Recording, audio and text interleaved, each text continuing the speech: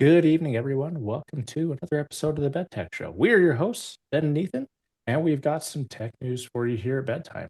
So let's get it started. Um, Let's do it.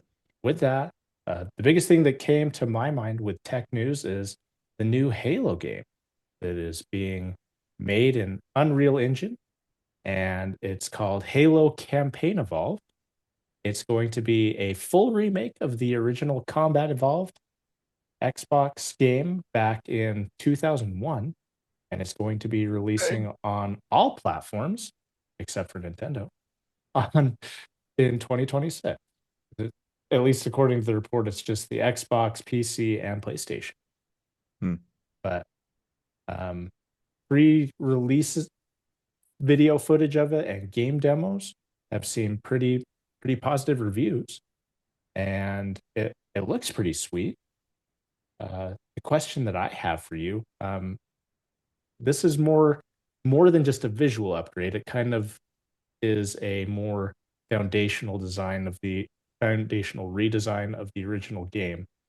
hmm What do you think this signals about the life cycle of old legacy IP for Xbox and Bungie and 343, and how companies decide to invest or revisit the past? Um, I want to make sure I understand your question. So, because this is not the original makers, right? Bungie started Mhm. Combat Evolved. You're saying like, what are my feelings of them revisiting something that maybe they didn't originally create and going back and recreating it Yeah. or revamping it? Um, I think I don't know. There's two aspects to it. I think nostalgia will always win for companies, right? Disney loves playing that game. Mhm. And so nostalgia will always win because when people fall in love with something, they have like they put it on a pedestal and it's like they fantasize about it, man, like, oh, back in the day, dude, it was amazing. It was the best, it was the greatest. And then they're like, we're coming out with it again. And everyone gets hyped, so stoked. Like I am really excited for this, to be honest. So I think it's kind of cheating a little bit for them to dip into that, like, hey, we're revamping your childhood, your Right. favorite, and we're sharing it with everyone. You played PlayStation, you never got a chance. Now's your chance. And so I think they're cheating a little bit in that aspect.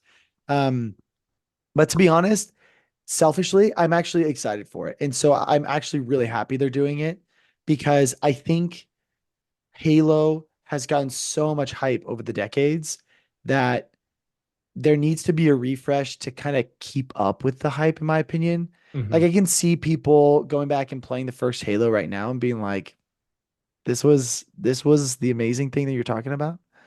But I Right. think revamping it will be really fun. I have two boys that love playing video games. I am sure we're gonna be doing cross or not crossplay. We're gonna be doing co-op split screen late nights. Like that's what I'm excited for. Freaking four-player co-op split screen with the boys late at night, eating some Mount Dewskis, some Twizzlers, a little popcorn. Come on. That's gonna Yeah. be so fun. It's gonna be a blast. So for that, I'm really excited. Um, Overall, I think even though they're kind of cheating in like the new game creation aspect, right? They're dipping Mhm. into nostalgia. I do think they're doing a good job based on what I've seen. I got really excited for the new things they've added.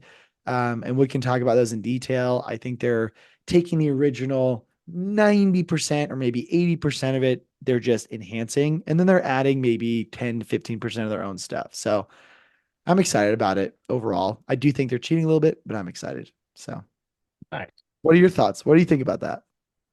I I think it's really cool. I am hesitant because to me it kind of seems like nobody asked for this. I True. mean, a lot of people have been asking for a Halo 3 remake or Halo 3 remaster. Mm, And I would have been more excited for that because I felt like Halo 3 was like the peak of Halo. And it doesn't to me it doesn't get much better than that. yeah, I agree. And so if they were Yeah. going to spend the money to remake or remaster, I think that would have been the better bet because it's what the fans would have wanted. because we already kind of have we already do have a Halo Combat Evolved remaster with the Yeah. Master Chief Collection. Yeah. I think they did Halo 2 as well, Yes, remastered in Halo that. 2 as well, but Halo 3 has not seen any love since the Yeah. good old days. So That's I'm a yeah. little mad about that. Mm. However, seeing it, it is really cool. It does tug on the nostalgia heartstrings a lot for me as well, and I am pretty excited for that to Hmm. play it again. I hope that it's not like a Disney remake where they change everything. Mm. Um, like I Yeah. want them to keep essentially the exact same thing because that's what our Yeah. generation wants. We Yeah. don't want no new fangled genie or anything else like that Yeah. from any of those other movies. We want the same thing. So Yeah. I think they need to do a really good job of that. And maybe if I know they're planning to add a few other levels in addition to the original storyline. So that'll be interesting. Yeah. I think they're prequel focused, Mhm. like pre Halo. But dude, you're talking about like you hope it's not like Disney where they change the storyline and they keep it true to the original. What if they just took the Paramount Plus Halo series and they just made that into a game? Oh, that would be terrible. First scene, John's taking his helmet, Master Chief's taking his helmet off, you know. Three mission ends, he's making lovey-dovey with one of the other Yeah. with the other enemy or whatever it is. Dude, that would be crazy if they just Yeah. turned this into the Paramount Plus Halo video game. Oh, It'd be that would be funny. terrible. Yeah, it would be funny, but you're right. It would be terrible. Um, no, I think that's a good take. I think it's a good take. Like, you're right. No one really did ask for this. And again, I think you and I kind of agree on that. We're like, they're kind of just cheating for like a money grab here based on nostalgia, you Yeah. know? Um, is it what the fans wanted? Not really. But are we I don't know. I think I've seen mixed reactions. I think a lot of people are excited just because exactly nostalgia. Mhm. I think a lot of people feel the same as you. Like, what? Why? Like, w give us a new Halo game or Halo 3 remade, Right. or like, um, a lot of people like some of the offshoot Halo games, right? That Mhm. aren't the main Master Chief storyline. Um, so like Reach, Reach. people Yeah. loved Reach, you know? People love that game. Yeah. So I don't know. I I think I think we can't change the situation. It is a little disappointing in that aspect of like it's not exactly what fans wanted. But I'll be pretty excited to play it, to be honest. I What are your thoughts going to be if they price this at like $90? not happy, but I probably will still buy it. Well, hold on. I don't know. Do you think they will price it that much? That in my opinion, that will be crazy. But I That can would be see them doing crazy. it. I think it would be crazy, but I can see them doing it. But if I look at like the other Halo games in the past, I feel like they haven't done that. They've tried to make it as accessible for everyone to play, and they haven't like put a huge paywall behind it. Like, isn't Halo Infinite free to play on multiplayer? Yeah, multiplayer's free. But the campaign you have to pay for, which I Right. understand. Which But that wasn't like after playing through the campaign, I was like, I should have just not paid for it. really, I wanted my really. money back. I didn't finish it. I think Halo 5 I didn't finish, right? Is Halo 5? Yeah. Halo 1 through 5. I didn't finish Halo 5 and then Halo Infinite I didn't even play. I just played the multiplayer. Um but yeah, I would be really disappointed if they priced it that much. Honestly, if they did, I'll probably still buy it, Mhm. but I would be not happy with it. I would buy it mainly because I'd want to play it with my kids. Yeah, So that's the main reason. I don't know if I'll play flood levels with my kids because that can be a little scary, you those know? give me nightmares, and I'm old. Yeah, exactly. I used to listen to I would have to have uh 50 Cent's album just bumping in my room as I was playing because I was so scared. I was like, I need some like pump up music to like make me feel like I can take on the world, you know? And dude, I freaking hated the flood. I still do. Yeah. So Yeah, I've been playing the Master Chief Collection a little bit here and there, and then when I get to the flood levels, I still hate it. And yeah. I'm old, and I know everything is fine, but it still gets me.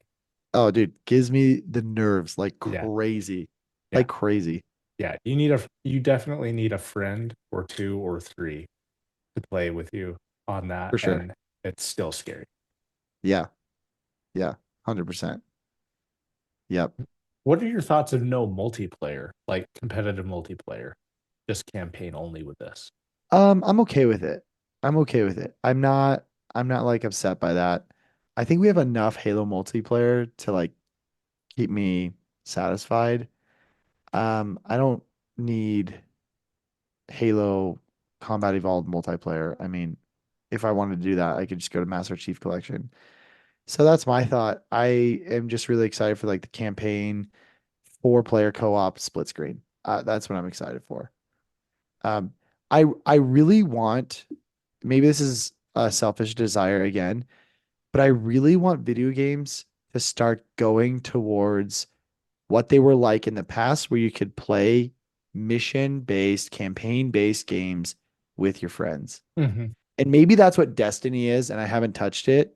Maybe that's what Destiny is because you do raids with your friends. But like, I want long-term, dedicated effort with me and my friends to a mission. You Hmm. know, I think that's going to be really fun. And if we can do cross play, 4 player co-op, you know, it'd be fun to be like, hey guys, Friday night, let's continue playing Halo campaign evolved on Legendary, you know? Yeah. I like to me that's fun, you know, like work together Hmm. to I don't know, beat the game. It just would bring back like the social aspect that we had as kids of Yeah. working together to complete missions instead of just these 10-minute rounds of multiplayer. And then you move on to the next 10-minute round of multiplayer or battle royales, you know. Hmm. Like battle royales are fun, but there's just so many of them. Yeah. So, I'm honestly getting tired of battle royales. I'm yeah. I mean, I ready to haven't move on. played, yeah, I haven't played one in a long time. So, that's what I'm excited for. I don't need multiplayer. Do you feel like there should be one? It depends on the price of the game. If they price it at Yeah, like they price it at $70 to $90, yes, there needs to be a multiplayer. But that's totally fair. if it's a reasonable price, um, then then I could let it slide for just campaign only. Yeah, I mean, campaign is what I love the most. But I also remember having a lot of fun playing split screen multiplayer with Halo Combat Evolved that's true. and all those classic maps like Blood Gulch and Yeah, Beaver Creek. So I mean, those were those were like peak um, adolescent moments. that's true. That is very true. No screen peeking, bro. Yeah, yeah, and we'd still do it anyway. Still do it. Still do it. Yeah. That's a good point. Yeah, split screen makes it fun. But I think you're right though. Like it comes down to price point. This is all going to change if they overprice it, mhm, right? I think that's going to make or break the success of the game. yeah, I, but I do love the fact that they're bringing in like a sprint mechanic into the game. So Yeah. they're updating the mechanic, Mm-hmm. and that's kind of like my criticism now of like playing through um, these games again. I'm like, it would be really nice to just move a little bit faster through some of these parts Yeah. or And if sprint to get out of danger. yeah, exactly. And the nice thing is you can toggle it on and off if you want, right? Like Mhm. so if you want to play like the tradition way, you can do that. Um, I think that's cool. They're doing aim down sights with all weapons instead of just the ones that were scoped. That was kind of cool. They're bringing in hijacking of vehicles. Um, that was a huge addition in Halo Yeah, 2. It wasn't in the original yeah, one. that'll be nice. Get rid of Yeah. those freaking banshees. Yeah, dude, for real. One thing, well, before I say anything, what are your thoughts on them making it crossplay? You know, I think it's kind of inevitable at this point because Hmm. I think Xbox has moved to a point where we don't even know what an Xbox is anymore, and it's just a PC. And it's kind of moved that way such that I've moved to PC exclusively, and I don't play anything on Xbox anymore. So the fact that you and all my other friends are on Xbox, I like that there's crossplay because otherwise I'll just be throwing a frisbee by myself, Yeah. which I do frequently anyway.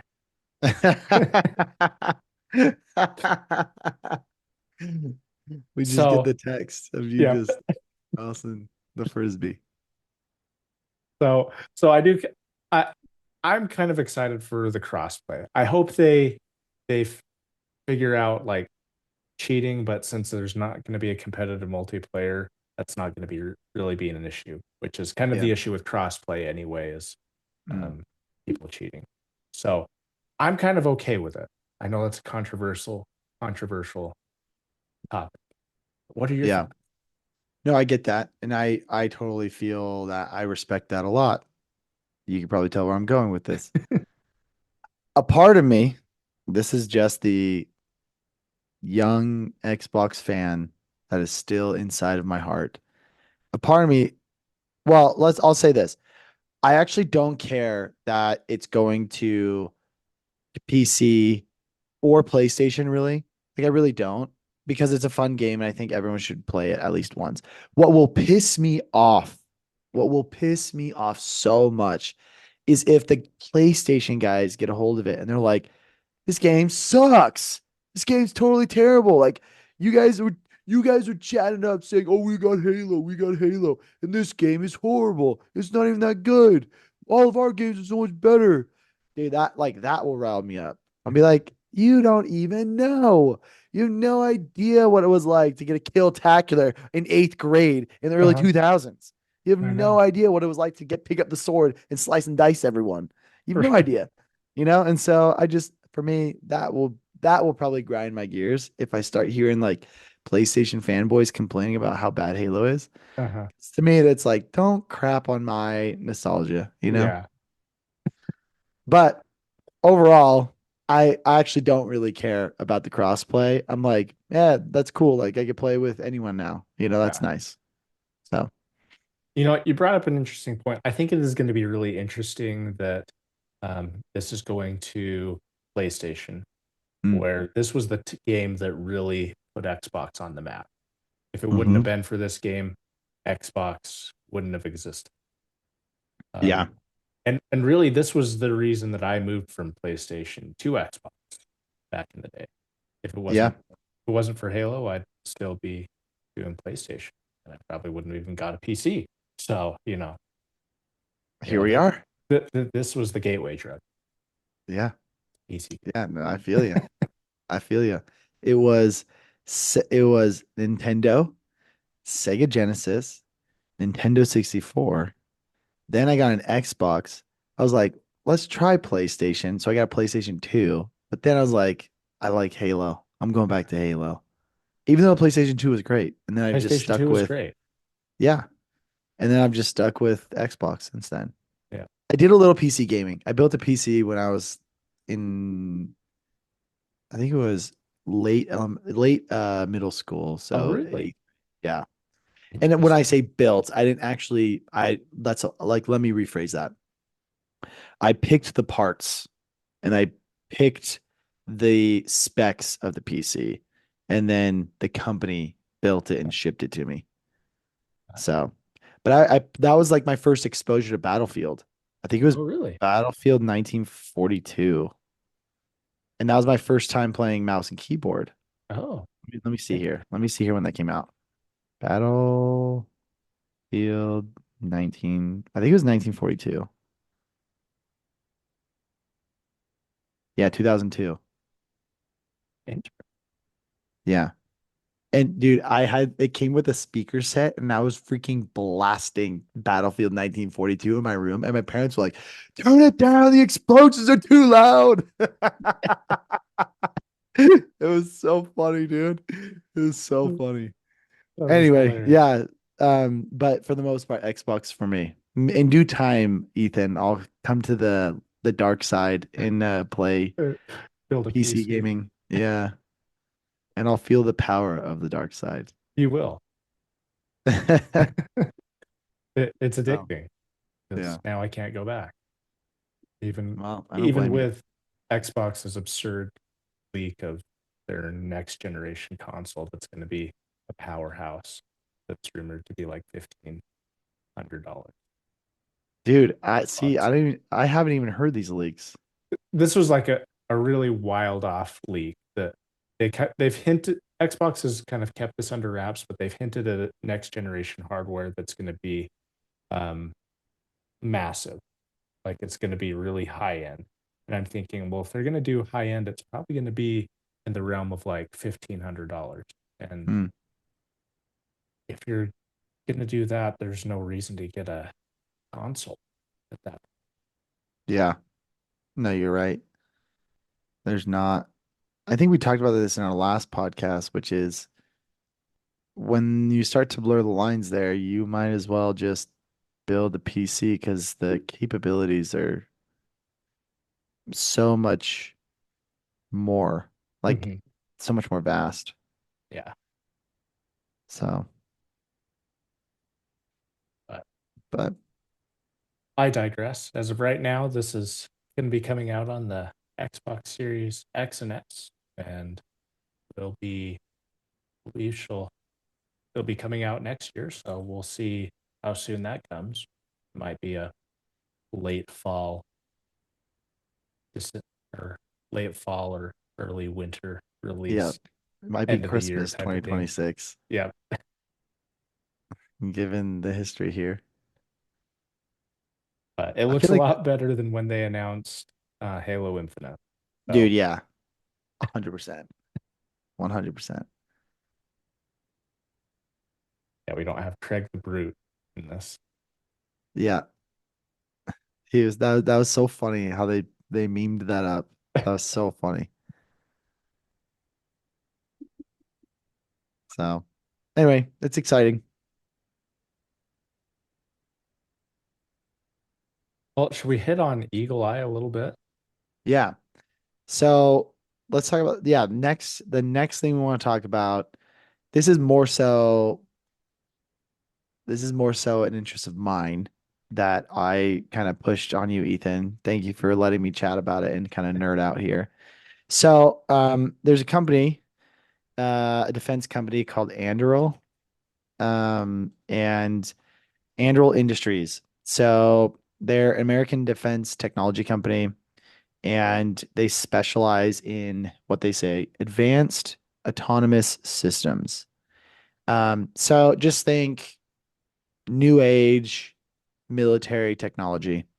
And the interesting thing that they released a promo video for is their next gen military headset called Eagle Eye.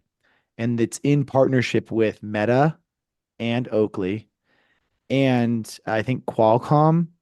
And it's pretty impressive, at least if it lives up to what they are showing. So essentially, it's a helmet like like the base of it is like a standard military helmet.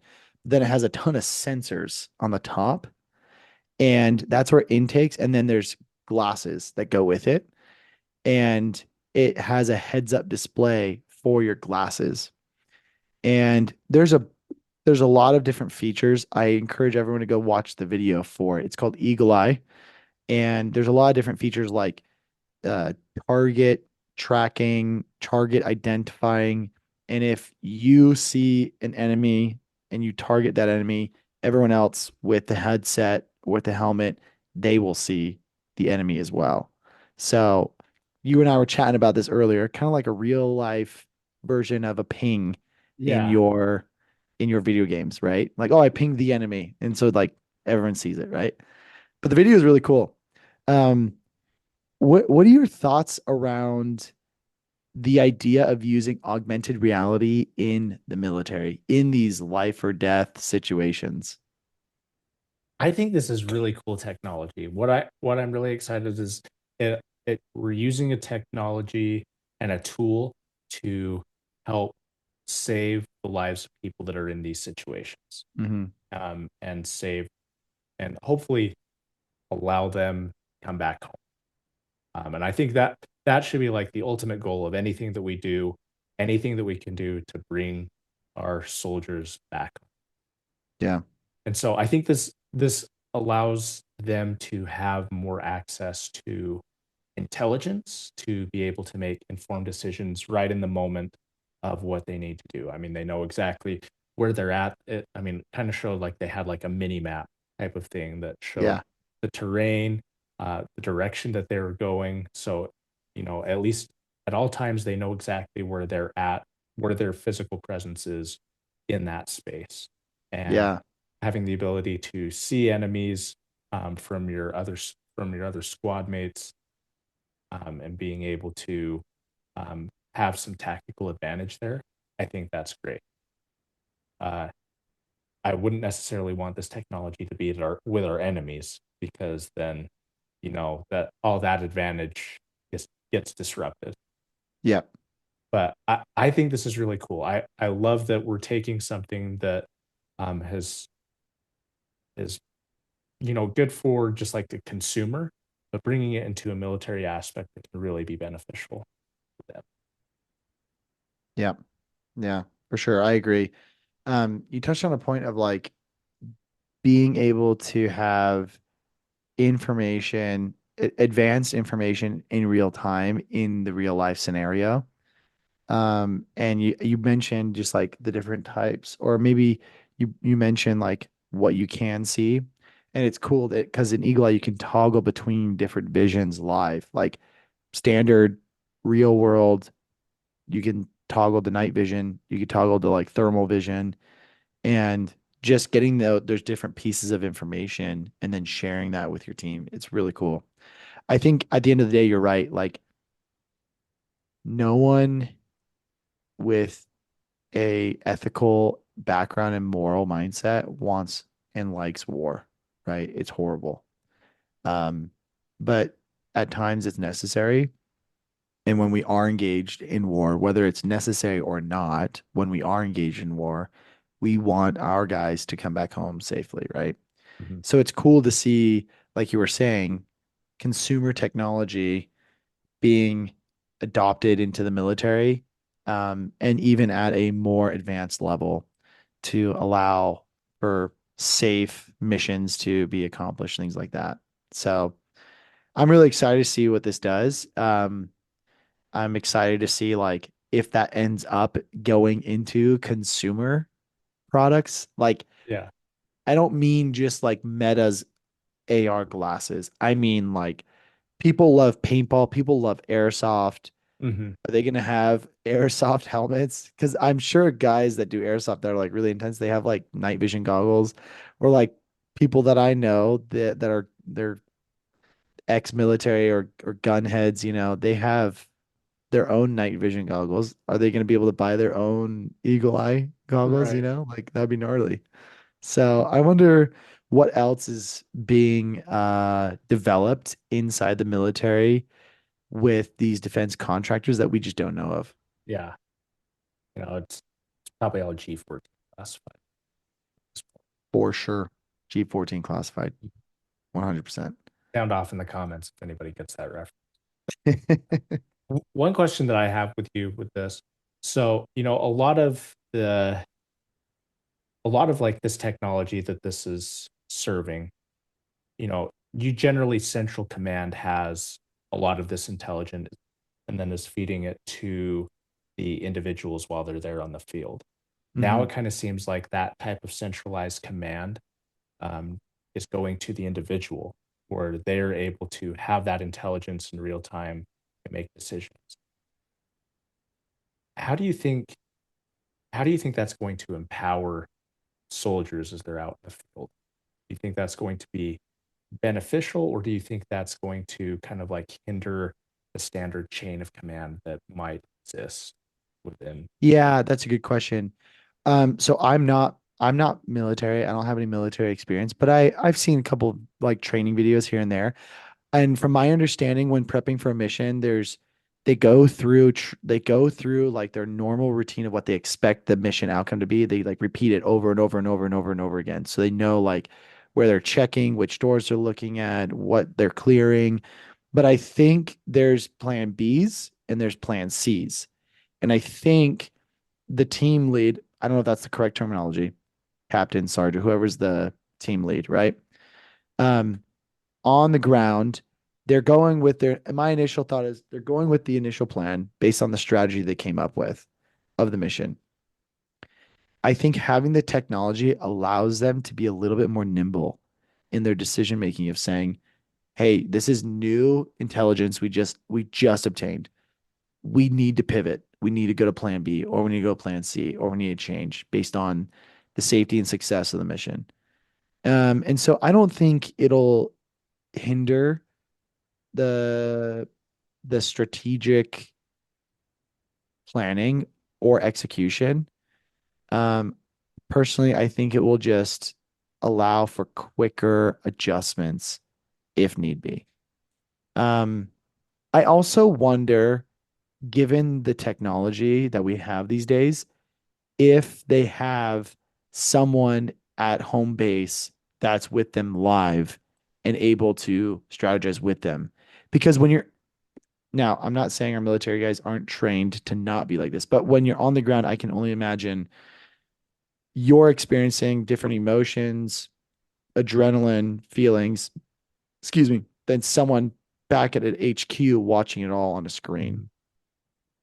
And so I wonder, is there someone involved who gives communication live to the team, or do they just let the team do what they've already planned? I think it's the latter, but I don't know. With technology now, I wonder if they get more involved just to like have a clear head, fresh set of eyes, and give insight. Yeah. Yeah. That's my initial thought. What are your thoughts on that? What's Yeah, your take?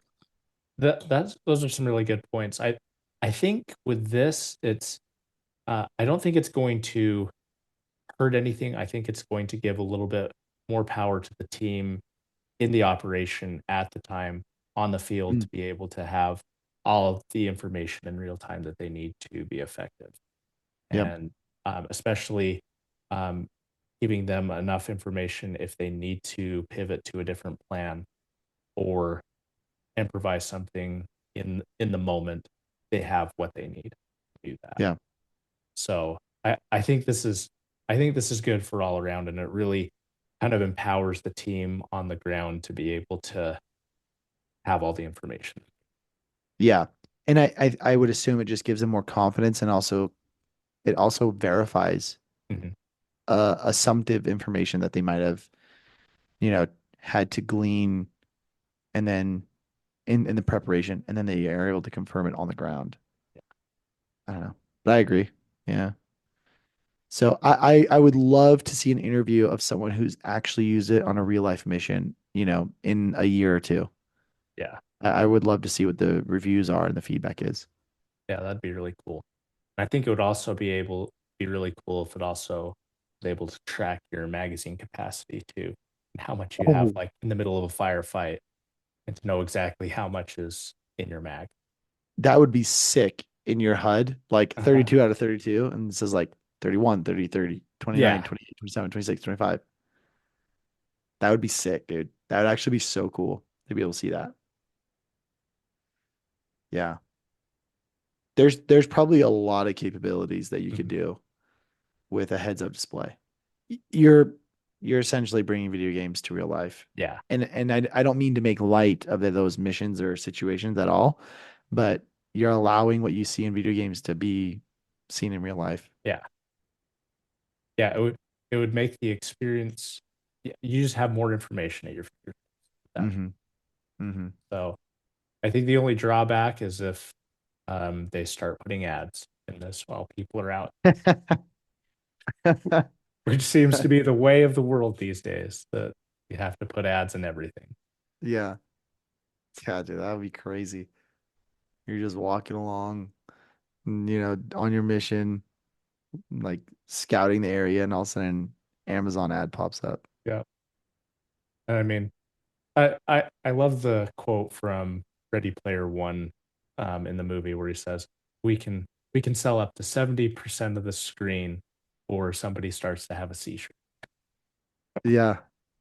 And honestly, like at times it feels that way. Uh-huh. And I'm pretty sure that that's a conversation that companies have when they're doing that with ads. Like, how much of the screen can we actually sell before it's too much? Yeah. Yeah, before it hinders the Mhm. experience or has a negative impact. For sure. 100%. Yeah. Um, Great movie, by the way. Even Yes, greater book if you've read yes. it as The well. book is amazing. So good. So good. Um, yeah, but I agree with you. It would be terrible if that's the case. So, but they'll probably make two versions of the Meta AR glasses, a light version and then a Light pro version. version. And the pro Yes, version you get no ads, ad free, ad free experience. ad free glasses. Well, you know what is an ad-free experience? Giving us a thumbs up on this video if you liked Yes, it. That that does help out our channel. If you didn't like it, that other button seems to work all right as well. Make sure you send this to somebody you dislike. They could use this in their life. As always, ring-a-ling that ding-a-ling button so you never miss out any new content as it's posted on the channel. Um, get ready for some more shorts. We've got shorts coming as well to our long format. So until next time, stay classy and have a great evening. peace.